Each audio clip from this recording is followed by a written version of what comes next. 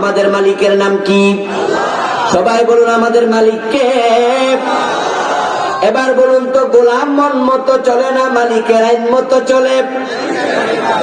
এখন আল্লাহর আইনের কিতাবের নাম কি? বাংলাদেশ কি কোরআন মতো চলছে? প্রমাণ হলো তারা গোলাম দাবি করে কিন্তু মালিকের আইন মানে না। আর যে গোলাম মালিকের আইন মানে না তাকে বাধ্য গোলাম বলে না অবাধ্য গোলাম। অবাধ্য গোলামকে আল্লাহ জান্নাত দেবেন কেন?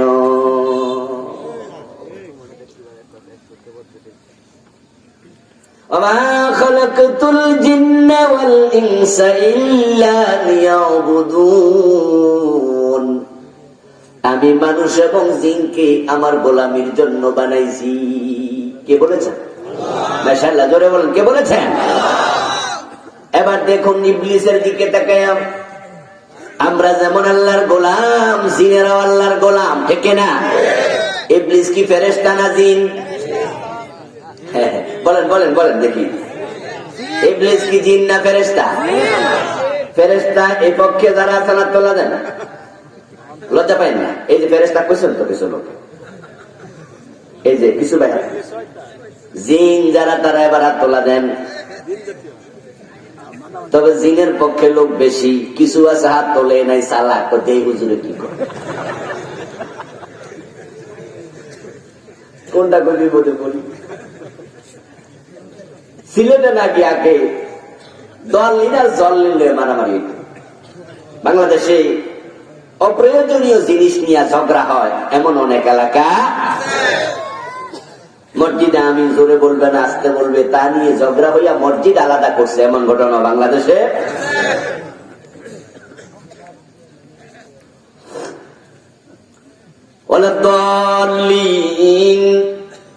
আরেক দল কয় না, এইভাবে দোয়াত বলা যাবে না, কি বলতে হবে? বলতে হবে। আরেক দল কয় জিনা, দোয়াল্লিনে কমু। এলো লাগছে মারামারি। এখন দোয়াল্লিনলারে জল্লিনলা মারে, জল্লিনলারে দল্লিনলা মারে, লাড়ি লয়ে লয়ে জিগায় তুমি দল্লিন না জল্লিন। নতুন এক বেড়া ঢুকছে, বাজার দিয়া যাবে, এ দেখে দুই পার্টির হাতে লাড়ি। এখন কটি দৌড় মারা এসে সামনে হেরে পাইয়া কয় ভাই আপনি দল্লিন না জল্লিন। এ মনে মনে কয় আমি তো চিন্তা উঠতে পারি নাই, কে কোন ডাক, মাইর খাওয়া দরকার নাই। দল্লিন আর জল্লিন পর আমি নামাজি পড়ি না। কারণ যারা নামাজ পড়ে হেরে তো সূরা ফাতিহা পড়ে নাকি? তো সূরা ফাতিহার শেষে কি আছে? ওলা দল্লিন। আমি তো হেতে কয় আমি নামাজি পড়ি না, দল্লিন আর জল্লিন। আগে বিল পাসাও। তো কিছু ভাই আজকের মাহফিলে ফেরেশতা তো হাত তোলে নাই, জিনেও হাত তোলে নাই। যারা বলছেন জিন তারাই সঠিক, ফেরেশতা নয়। কোরআন কারীম আল্লাহ তাআলা বলছে ইবলিসের ব্যাপারে কানা মিনাল জিন।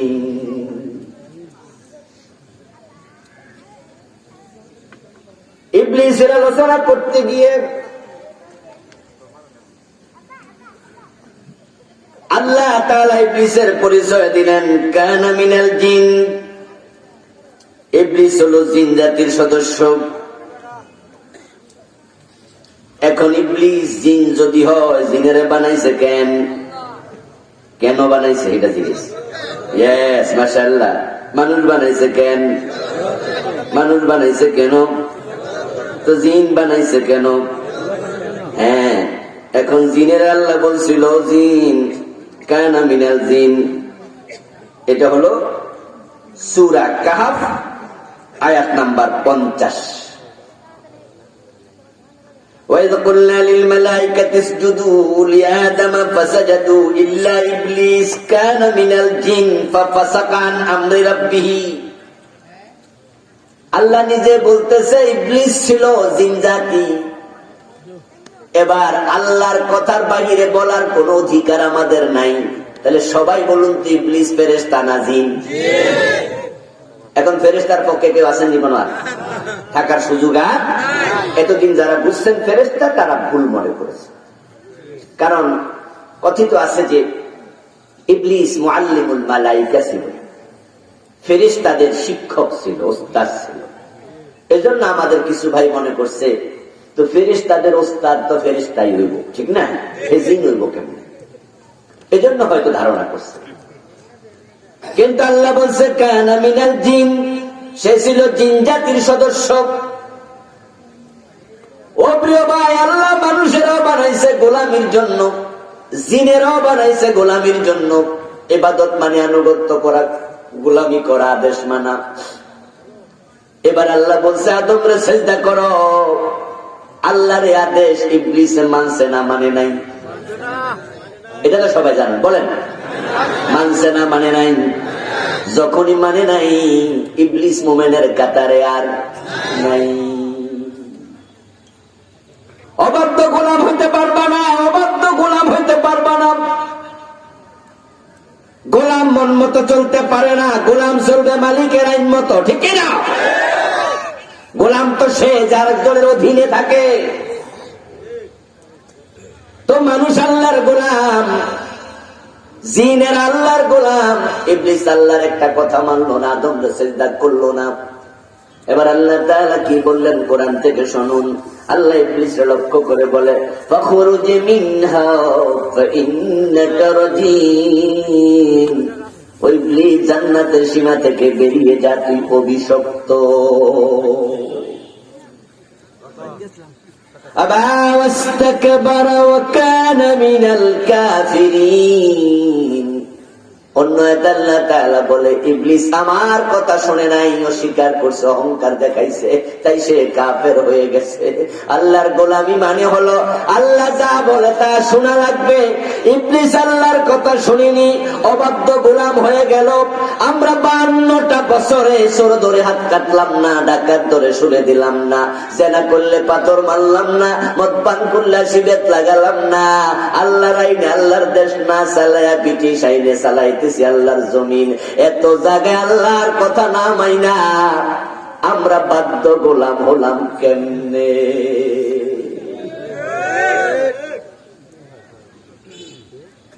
এখন যারা অবাধ্য গোলাম, তাদের সাথে আপনারা বন্ধুত্ব করেন, তাদের মিছিলে যান, তাদের মিটিং এ যান, তাদের দলে জিন্দাবাদ মারেন, তাদেরকে ভোট মারেন। এখন তাদেরকে সাপোর্ট করার কারণে আপনার মতো নামাজি আপনি অবাধ্যদের সাথেই জাহান্নামী হবেন।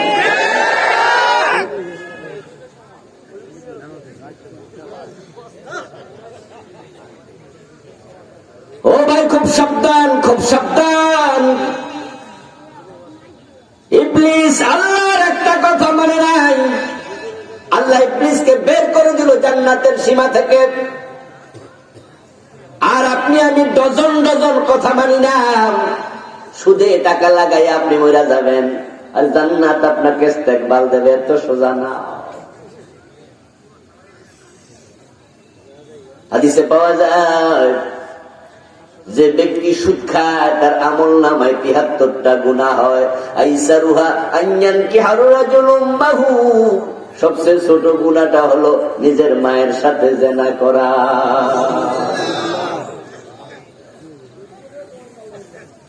ও মুসলমান, কেউ যদি বিষ খায় মরে, মানুষ শুনে আফসোস করে বলে এই লোকটা কামড়া করলো কি, বিষ খায়া মরলো।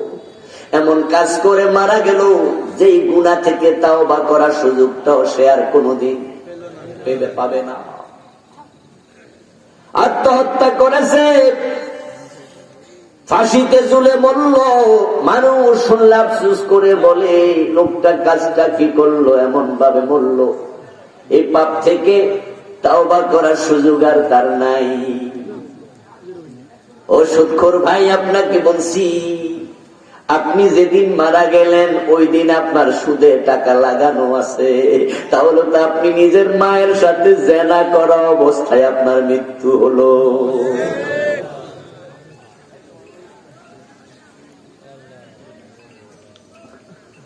আল্লাহর ইবাদত কি? হিয়া কাযাউল হায়াতি বিহাসবি আওয়ামিরিল্লাহি তাআলা ওয়া নাওয়াহি। আল্লাহর ইবাদতের সংজ্ঞা দিলাম। কোরআনে আল্লাহ বলছে মা তাকুমুর রাসূলু ফাখুদুহু ওয়া মা নাহাকুম আনহু ফান্তাহু। ইবাদত মানে হলো আমার রাসূল যা করতে বলেছে করো, যা ছাড়তে বলেছে ছাড়ো। ইবাদত মানে হলো আল্লাহ এবং রাসূলের আদেশ নিষেধের আলোকে জীবন পরিচালনা করো। রাসূল যা করতে বলেছেন করতে থাকো, যা ছাড়তে বলেছেন পরিত্যাগ করো। যদি এই দুইটা কথার সাথে আপনি একমত হতে না পারেন, আল্লাহর গোলামের তালিকায় আপনার নাম নাই।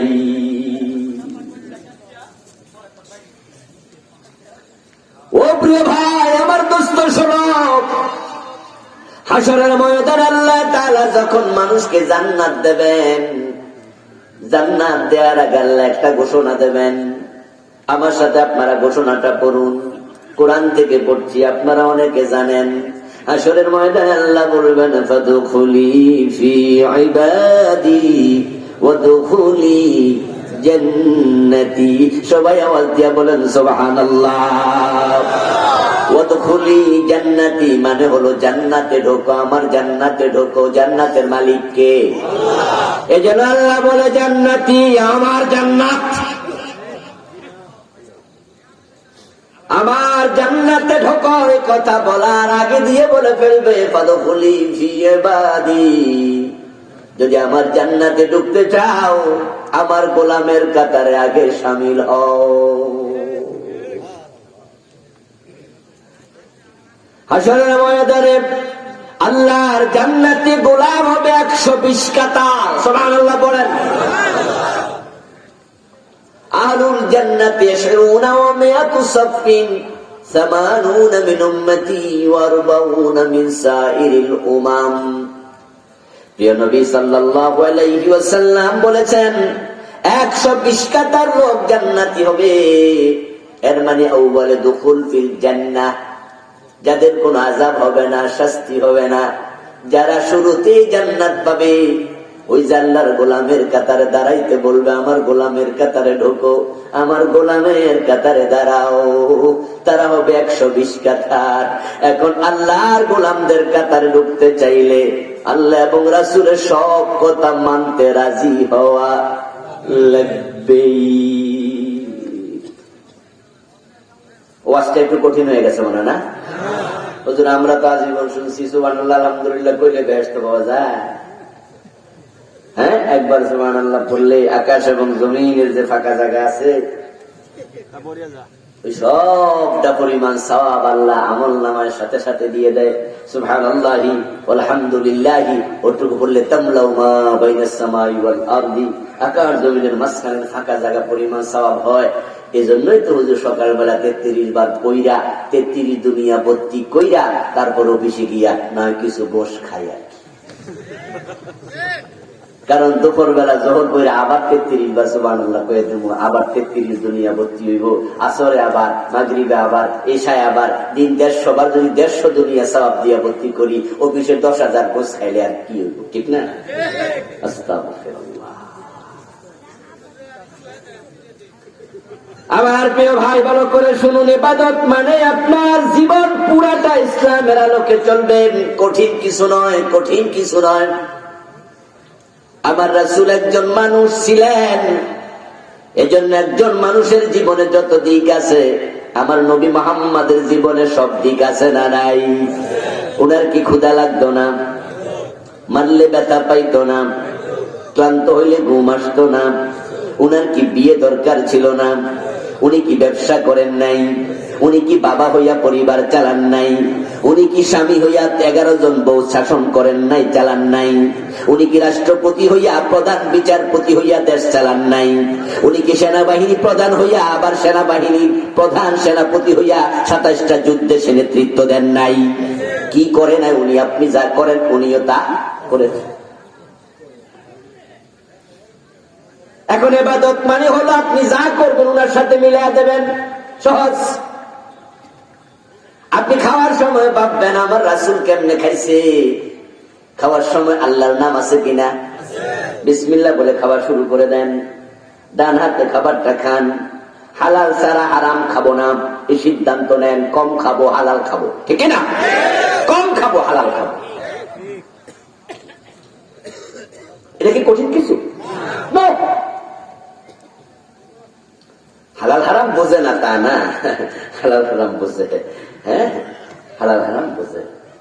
দোকানে যাইয়া, বিশেষ করে চায়নাতে, থাইল্যান্ডে, যখন মানুষ জাপানে যায়, আমেরিকায় যায়, তখন সেখানে হোটেলগুলোতে বলে যে আমাকে বিফ দেন। বিফ বিফ মানে কি? গরু মাংস নাকি? বুঝলেন তো? বিফ মানে কি? গরু গোস্ত। এখন যদি ওয়েটার বলে যে স্যার তা দেব, আমাদের এখানে শুকরের মাংস আছে, হ্যাঁ না না, শুকর খাওয়া হারাম। আচ্ছা, আজকের মাহফিলে শুকর খাইছেন কয়জন? হাত তোলা দেন তো। খাইছেন কেউ? কেন? কথা বলতে হবে। কেন খায় না? বাংলাদেশে 18 কোটি মানুষের মাঝে 16 কোটি মুসলমান। শুকর খায় কয়জনে? বলুন বলুন বলুন, কয়জনে খায়? কারণ শুকর খাওয়া কি? সুদ খাওয়া কি? ওইটা খায় খাই না মানুষ আছেন?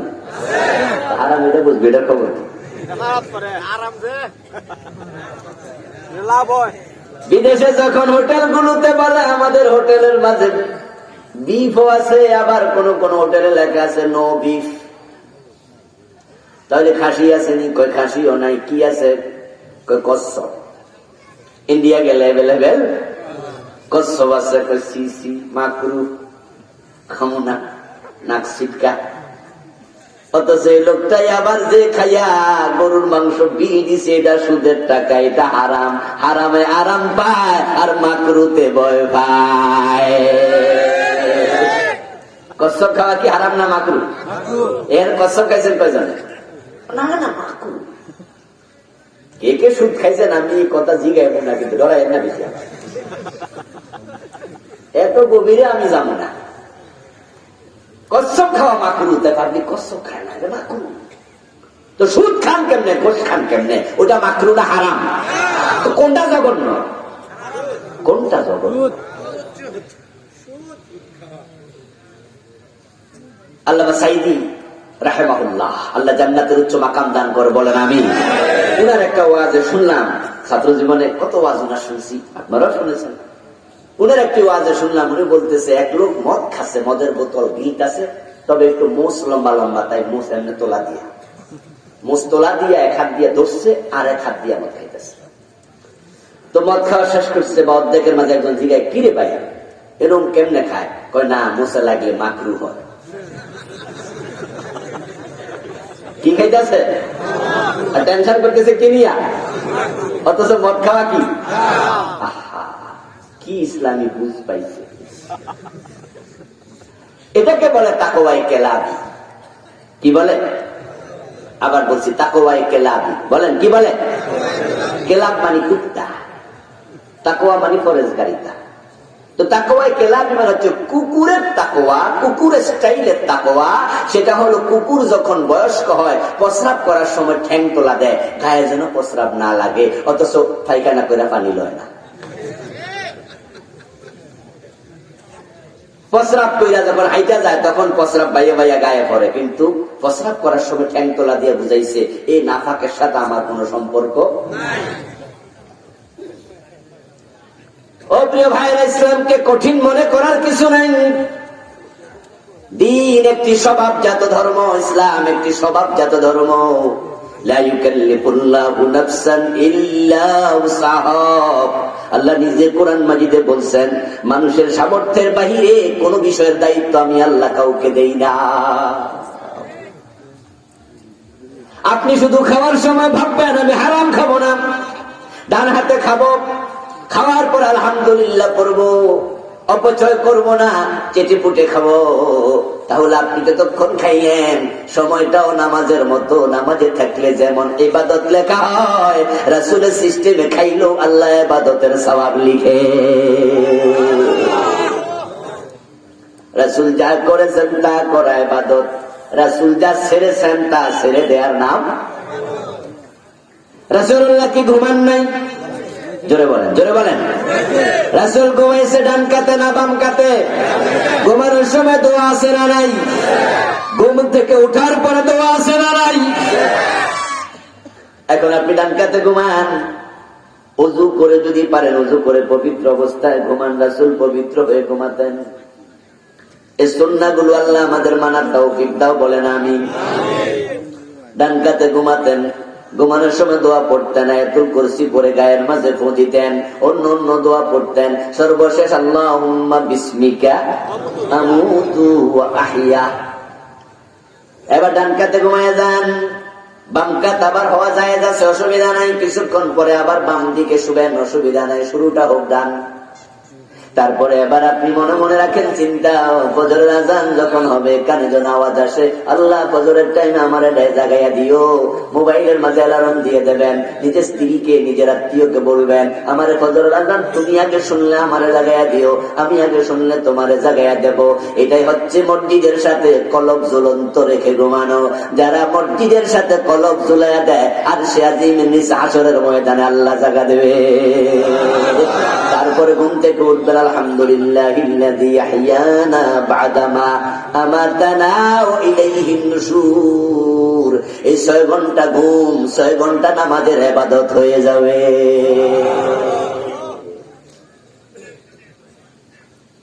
সকালবেলা ঘুম থেকে উঠে আপনি দোকানে গেলেন, আপনি একজন দোকানদার ব্যবসায়ী। ইবাদত আপনার দোকানদারি করাটা ইবাদত। দোকানে আপনি 8 ঘন্টা সময় দেবেন, 10 ঘন্টা সময় দেবেন, লম্বা টাইম। যারা জানেন তারা একটু জবাব দেন, আমার রাসূল কি ব্যবসা করেন নাই? ওখানে মানুষ ঠকাইছে, 2 নাম্বারই করছে। আপনি এইটাই মাথায় রাখেন, আমি কোন মানুষকে ঠকাবো না। ওজনে কম দেব না, আমার বেজাল দেব না, বরং মানুষ বিপদে পড়লে সুযোগ দেব, বিপদে পড়লে সুযোগ দেব, তাকে উপকার করব।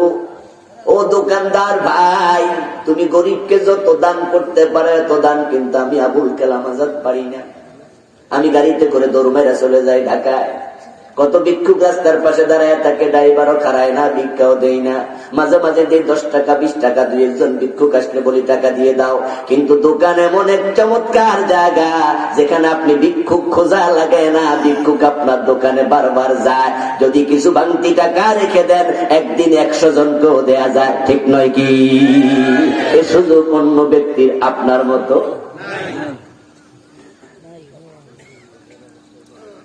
ও দোকানদার ভাই, তুমি চাইলে গরিব মানুষকে হেল্প করতে পারবা। পরিচিত লোক, আপনার পরিচিত লোক, আপনি একজন রেস্টুরেন্টের মালিক। এলাকায় কোন গরিব মানুষগুলো আছে এক জায়গায় দোকানদারি করতে করতে 2 বছর 4 বছর 6 বছর এক এলাকায় থাকলে গরিব লোকগুলো চিহ্নিত হয়, হয় না? আপনি চিনবেন যে উনি না, উনি পয়সাওয়ালা, উনি পয়সাওয়ালা, ওই লোকটা একটু গরিব। আপনার দোকানে আসে, তার কাপড় চোপড় দেখা, চলাফেরা দেখা, কথাবার্তা বুঝা আপনি বোঝেন লোকটা গরিব। আপনি চাইলে আপনার রেস্টুরেন্টে টাকা কম নিয়া, টাকা না নিয়া অতিরিক্ত খাবারও তারে খাওয়াইতে পারেন।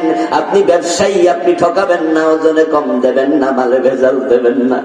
আপনার ব্যবসাটা এমন চমৎকার ইবাদত হয়ে যাবে।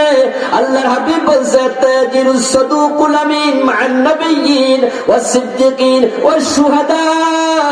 আমার রাসূল বলেন, সত্যবাদী ব্যবসায়ী হাসরের দিন নবী, সিদ্দিক এবং শহীদদের সাথে আল্লাহর জান্নাত পাবে। তাদের হাসর হবে নবীদের সাথে, সিদ্দিকদের সাথে, শহীদদের সাথে। আপনার ব্যবসাটা ইবাদত, ব্যবসাটা ইবাদত। ও প্রিয় ভাই, আপনি চাকরি করেন, চাকরিতে আপনি কোন রকমের 2 নাম্বারি করবেন না, আপনার মালিকের ফাঁকিবাজি করবেন না। আমার রাসূল সাল্লাল্লাহু আলাইহি ওয়াসাল্লাম নিজে তো অন্যের অধীনে চাকরি করেছে, সহিহ বুখারীতে পেয়েছি। প্রিয় নবী বলেছেন, আমি এমন ছিলাম এক সময়, কয়েকটা টাকার বিনিময়ে আমি কুরাইশদের ছাগল রাখাল হইয়া লালন পালন করেছি। রাসূলুল্লাহ জন্মের আগে বাবা নাই, 5 বছর বয়সে মা নাই, 8 বছর বয়সে দাদা নাই। উনি চাচার ঘরে গেলেন আবু তালেব। আবু তালেবও গরিব মানুষ ছিলেন, কোন রকম ব্যবসা করে সংসার চালাতেন। ছেলে আলী, ছেলে জাফর, উনার মেয়ে উম্মে হানি, ছেলে আকিল, অনেক বড় ফ্যামিলি পরিবার। ভাতিজা মুহাম্মদকে খুব জৌলুসের সাথে লালন পালন করেছে তা না। তাই ভাতিজা মুহাম্মদ বলে, আমি টাকার বিনিময়ে মানুষের ছাগল চড়াইছি। আমার রাসূল মানুষের ঘরে চাকরি করছে, ছাগল চড়াইছে, কিন্তু মনিবকে কি ফাঁকি দিছে? দুই একটা ছাগল কি বেচা টাকা মাইরা দিছে? মানুষকে ঠকাইছে? আপনি চাকরিতে যান, আপনার চাকরিটা ওইভাবে করেন। চাকরিটা ইবাদত। আমার ভাইয়েরা, আপনি যখন রাজনীতি করবেন, রাষ্ট্রপতি হবেন, প্রধানমন্ত্রী হবেন, এমপি হবেন, মন্ত্রী হবেন, মেম্বার হবেন, চেয়ারম্যান হবেন, এবার বলুন তো আমার রাসূল কি রাষ্ট্র চালায় নাই? উনার মতো চালান, আপনার রাজনীতিটা ইবাদত হয়ে যাবে। ইবাদত মানে হলো আমরা আজকের মাহফিলে যারা আছি, আমি যে জায়গায় আছি ওই জায়গায় রাসূলকে অনুসরণ করে ওই কামটা করবেন, এটার নামে কি? ওয়ালা তুশরিকু বিহি শাইআ। 12টা, তার মাঝে 2 নাম্বার, ও আমার বান্দারা, শুধু আমার ইবাদত করলে হবে না, আমার আরেকটা নির্দেশ শোনো। কখনো কোনোদিন কোন জায়গায় আমি আল্লাহর সাথে কাউকে শরীক করা যাবে না। নামাজ পড়লেন, রোজা রাখলেন, হজ করলেন, যাকাত দিলেন, আবার আপনি গণকের কাছে যাইয়া হাত দেখাইলেন যে স্যার আমি সামনের মাসে ফোলা বিয়া করামু, আমার ফোলার হাতটা একটু দেখে দেন তো, মঙ্গল হইব কিনা। আমার ছেলে মালয়েশিয়া যাবে, ও ঠাকুর ভাই, গণক মশাই ভিসা লাগবে কিনা একটু আগে একটু কইয়া দেন, না হয় পাসপোর্টটা জমা দিমু, টাকাও দিমু। ওই দালাল বেড়া তো পাসপোর্ট দিব, টাকা দিব না, ঘুরাইবো। এই জন্য আপনার কাছে আইছি, কারণ টেলিভিশনের বিজ্ঞাপনে, পত্রিকার বিজ্ঞাপনে দেখেছি আপনি নাকি অতীত, ভবিষ্যৎ, ভূত, পূর্ব সব জানেন। ভবিষ্যৎ জানার জন্য গণকের কাছে যায় এমন মুসলমানের সন্তান আছে না নাই? তুমি তো মুশরিক হইয়া গেলা। আল্লাহ বলছে আমার সাথে কাউকে শরীক বানায়ো না। এখানে শিরিকটা হয় কেমনে? শিরিক হলো যেই গুণ আল্লাহর জন্য নির্ধারিত, সেই গুণের মাঝে অন্যকে শামিল করার নামই হলো শিরিক। আমি কি বুঝাইতে পারছি? বুঝতে পারছেন? এখন এখানে শিরিক কেমনে হয়? এখানে শিরিক হলো ভবিষ্যতের এলেম আছে একমাত্র কার? একটু পরে কি হবে আমরা কেউ জানি? আচ্ছা, যে ভূমিকম্প হইয়া পৃথিবীর বিভিন্ন জায়গায় বড় বড় দুর্ঘটনা ঘটে যায়, ভূমিকম্প শুরু হওয়ার 1 সেকেন্ড আগে কেউ জানে?